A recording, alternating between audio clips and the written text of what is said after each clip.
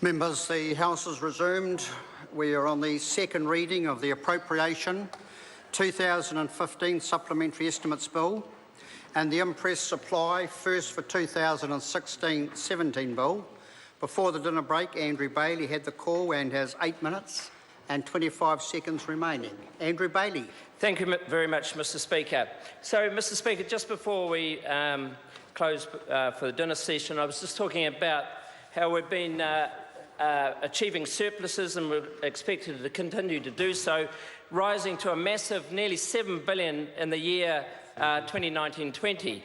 And of course all that means that you've got more money to spend, and this budget was particularly generous and has in it well-targeted programs. We've got the $650 million we're going to put into social investment, $2.2 billion into the health sector, the near or $800 million we're putting into science and training and apprenticeship schemes, and a roughly $2.1 billion for infrastructure.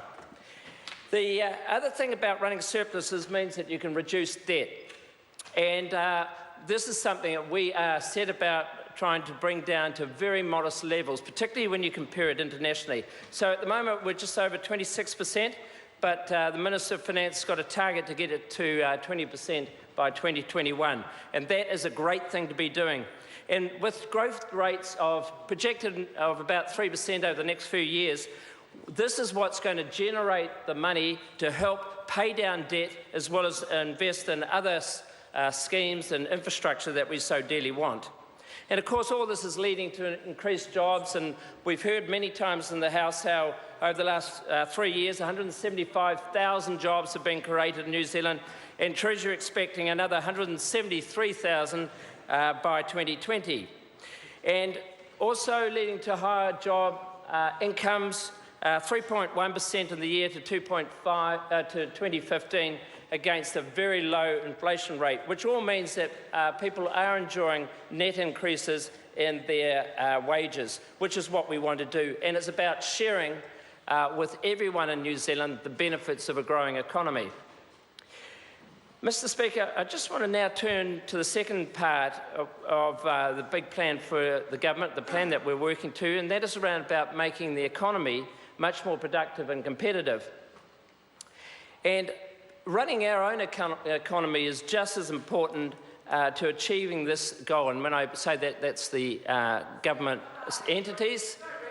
And so what that's about doing is making sure not only our own business is much more responsive, and what is interesting, that the gross share of government entities that we're spending money on is about 34% when we took over office in 2008. It's now just under 30%. And again, reducing the size of government, but at the same time making it far more accountable and efficient has been a wonderful achievement. And I think we need to compliment many of the people in our state services and all the various government agencies in achieving that. The other big thing that's been a massive reduction is in the area of ACC, and I know the member opposite is very interested in that, been a net $2 billion reduction over time. And also the Honourable Stephen Joyce is investing very heavily in science and technology, and that is correct. That is a very important thing. And the focus on building the skills in science, technology, engineering is all really, really important. And what we're going to try and do, we have a target to get to 60% of all 24 to 34-year-olds gaining an advanced trade. Now, the most interesting thing at the moment, and many people do not understand this, Mr Speaker, is at the moment we trained about 44,000 people in apprenticeships. And this budget actually provided some more money as part of a $257 million spend into science and work schemes to see more people get into skills training and apprenticeships, and that'll take the number of people in apprenticeships in New Zealand to just under 50,000. And I think that is a point that is well made, Mr Speaker, because I don't believe that many people realise so many people are in apprenticeships in New Zealand. The other thing is we're continuing to or enter into free trade agreements, and we're hoping that we're going to get the TPPA through. And of course, with what's happening in Europe, that puts added pressure on making sure that that we do enter into good negotiations with the EU that have already commenced, but also the complexity now around the exit of Britain from the EU will place added pressure. But our ministers and our officials are up to that, and it would be good to be in a position where we can put in place some really robust trade agreements, not only with Europe, because it's the third largest trading bloc in the world with over 550 million people involved, but also with England, who we've had a long history with. And the other thing I just want to talk about is telecommunications, Mr. Speaker. Sometimes it's sort of glossed over, but making huge strides in this, particularly in the ultra-fast broadband.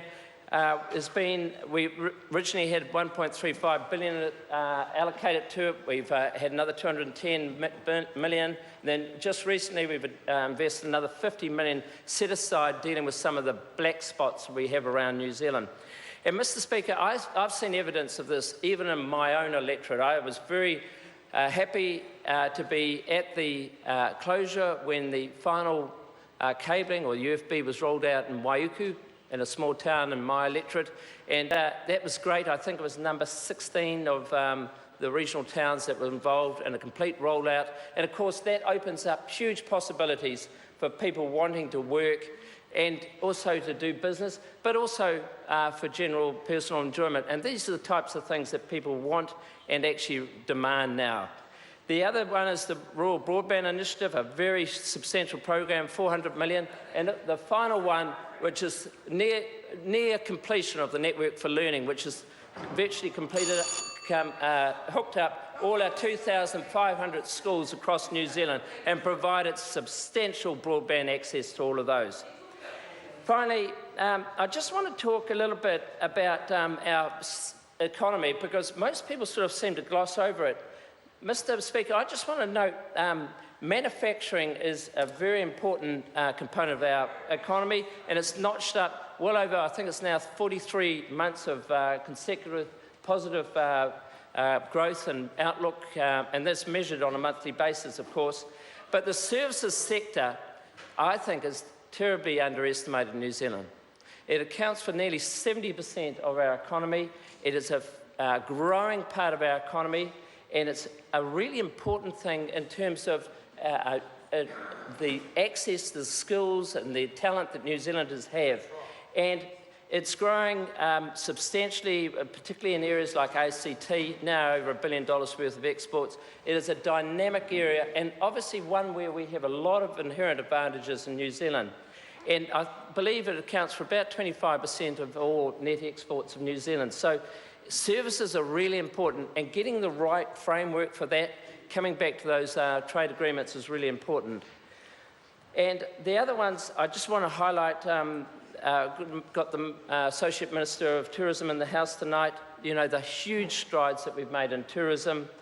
International education now over $3 billion, wine over $1.5 billion. And these are all just helping to drive us at a time when other parts of the economy, namely the dairy industry, is going through a period of difficult conditions. But this is the way that helps make sure that we've got a dynamic, robust and competitive economy. Thank you very much, Mr. Speaker. Mr. Speaker. I call